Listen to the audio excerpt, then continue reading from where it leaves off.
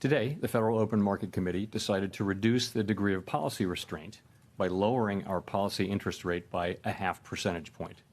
Boring! Thanks, Jerome. On Wednesday, September 19th, 2024, the Fed cut rates for the first time in 4 years. The Fed effectively dropped the federal funds rate by 50 points, which would bring it to around 5%. Oh, wow! Like you, I wondered what this means for housing prices, the stock market, and the overall economy. Basically, how will this decision from the Fed affect the daily lives of all Americans?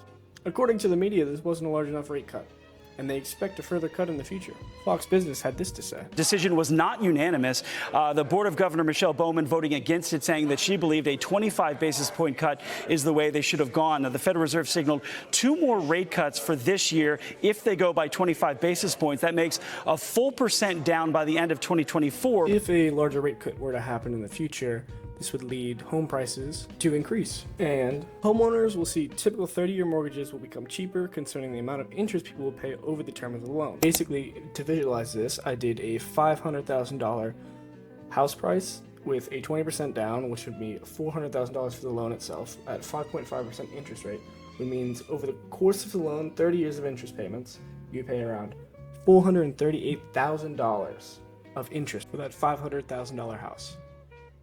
Now, at the same $500,000 house at a 4.8% interest rate, you're paying around $355,000 for interest instead of the $438,000, which would mean you would save around $83,000. That may not seem like a lot, but basically the point is that when interest rates are lowered, you'll get a lower price for interest over the course of the loan. Just from a macro perspective, when money becomes cheaper, more people are willing to take that money and use it to help build wealth compared to a higher interest rate. All this being said, it's just a small reduction, so effects may not be seen initially and may take a while to actually impact the economy. Looking at this chart right here, you can see that historically interest rates are quite low right now, usually much higher, and they have been on the decrease for a very long time, and hopefully they'll get down eventually so borrowers like ourselves can actually get good deals. A lot of people are blowing it out of proportion.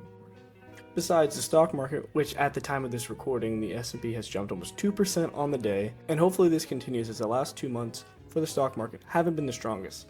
But growth had to eventually stall for the second part of this year. So what can we expect from our corporate overlords? Spending, spending, spending. The economy is rocking and rolling, and it's time to start hiring again. Psych. Impending recession inbound. I'm just kidding, don't worry about it. Throw all your money into crypto. What do you got to lose? This interest rate increase came because, according to the Fed, inflation is cooling around the target, which is 2.5% for the Fed, and they want to respond to the stagnating jobs market over the last couple months.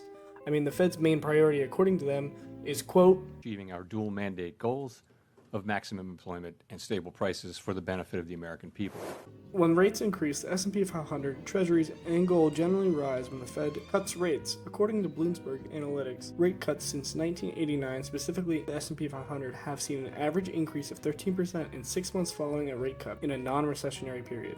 Looking back further, the returns following rate cuts are notably strong.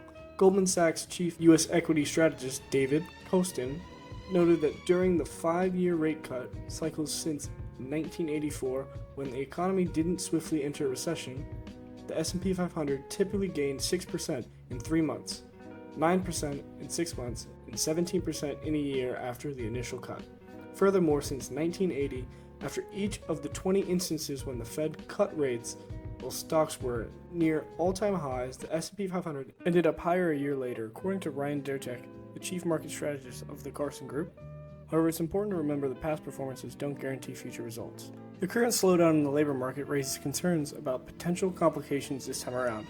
Finally, this year's presidential election adds an unpredictable element, setting this easing cycle apart from previous soft landings. With charged rhetoric and differing economic policies on the table, the market is likely to experience volatility as November approaches. Ultimately, there is optimism that this rate cut will play a crucial role in helping the American economy avoid a recession.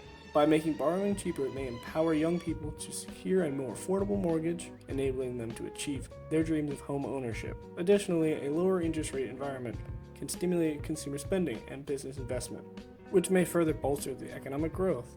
With these factors in play, there is hope that the stock market will not only stabilize but also continue to thrive in the next 12 to 15 months, creating a more favorable environment for investors and families alike, and many will be watching closely to see how the dynamics unfold.